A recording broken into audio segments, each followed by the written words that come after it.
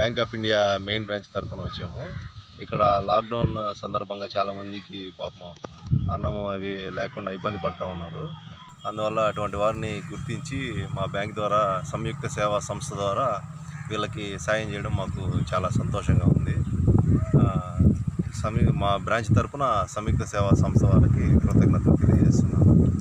ఇటువంటి ఎన్నో మంచి పనులు ఇంకా చేపడతామని చెప్తాము. బ్రాంచ్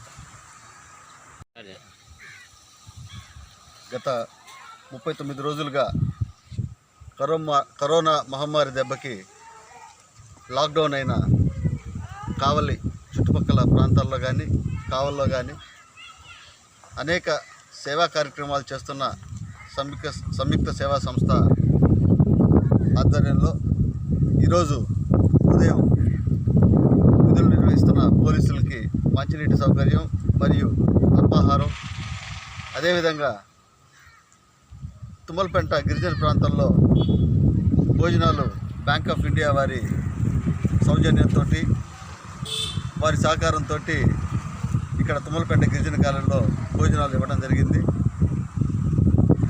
ఇంకా నెక్స్ట్ ఎక్కడి నుంచి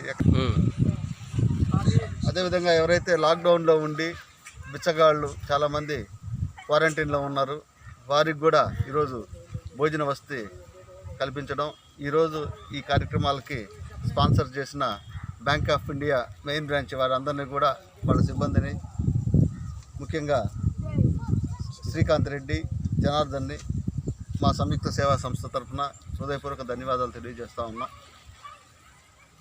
ఇంకా దాతలు ముందుకు వచ్చి బ్యాంక్ ఆఫ్ ఇండియాని చూసి ఆదర్శంగా తీసుకొని మిగతా బ్యాంకులు కూడా ముందుకు వచ్చి పేద ప్రజలు ఎక్కడైతే ఉన్నారో పనులు లేక రోజువారీ పనులు చేసుకునే వాళ్ళు భోజన సౌకర్యం లేక, అదేవిధంగా నిత్యావసర సరుకులు లేక చాలా ఇబ్బందులు పడుతున్న వారిని గమనించి మీ దాతృత్వాన్ని ప్రదర్శించి వాళ్ళకి మేలు చేయాలని మేము సంయుక్త సంస్థ తరఫున చేతులు జోడించి వినయపూర్వకంగా అడుగుతూ ఉన్నాం. అదేవిధంగా ఎవరైతే నిరుపేదలు ఉన్నారో వారందరినీ కూడా సంయుక్త సేవా సంస్థ దృష్టికి తీసుకురండి. మా వంతు సాయం మేము ఖచ్చితంగా చేస్తాం. దాతల సహకారంతో దాతలు కూడా ముందుకు వచ్చి సాయం అందిస్తే ఇలాంటి సమస్య రాకుండా చూస్తాము. అదేవిధంగా గడిచిన 39 రోజుల్లోగా కావేరిగుంట, సుచేతానగర్, ఉడంగుడ గిరిజన కాలనీ, తాళపాలెం ఎయిడ్స్ కేంద్రం, అదేవిధంగా తాళపాలెం గిరిజన కాలనీ, అదేవిధంగా విష్ణూరు వినాయక నగర్ గిరిజన కాలనీ, అదేవిధంగా జల్దంకి గిరిజన కాలనీల్లో 2 ప్రాంతాల్లో ఎస్టీ కాలనీలో కూడా పంచడం జరిగింది. ఇలా అనేక కార్యక్రమాలు చేస్తున్న మా సంయుక్త సేవా సంస్థ వ్యవస్థాపక అధ్యక్షుడిని మేము ఇండియన్ రెడ్ క్రాస్ సొసైటీ తరఫున మనస్ఫూర్తిగా అభినందిస్తూ ఉన్నాం. అదేవిధంగా ఇలాంటి కార్యక్రమాలు చేస్తున్న ప్రతి ఒక్క స్వచ్ఛంద సేవా సంస్థని మనస్ఫూర్తిగా అభినందిస్తూ ఉన్నాం.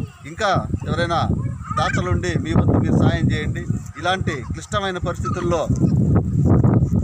మన సాయం ప్రజలకు ఎంతో మంచిది. చాలామంది డబ్బుండేవాళ్ళు సాయం చేయకుండా అలాగే ఉన్నారు చాలామంది. ఇదంతా మేమంతా డబ్బులు ఉండేవాళ్ళం కాదు, డబ్బు లేకపోయినా సాయం ఎలా చేయాలో చూపిస్తున్న మా సంయుక్త సేవా సంస్థ వ్యవస్థాపక అధ్యక్షుడు గగపట్నం సురేంద్ర మాకు ఆదర్శం. డబ్బులు లేకపోయినా ఒక చిన్న ఆటో నడుపుకుంటూ దాతల సహకారంతో నిజంగా ఎవరైతే ఎక్కడైతే పేదవాళ్ళు ఉన్నారో వాళ్ళకి ఇలాంటి సౌకర్యాలు కల్పించడం నిజంగా ఎంత అభినందించాల్సిన విషయం.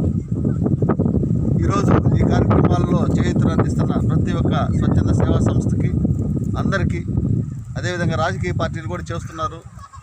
రాజకీయ పార్టీల వాళ్ళకి కూడా, అన్ని రాజకీయ పార్టీలకి, స్వచ్ఛంద సేవా సంస్థలకి అందరికీ హృదయపూర్వక ధన్యవాదాలు.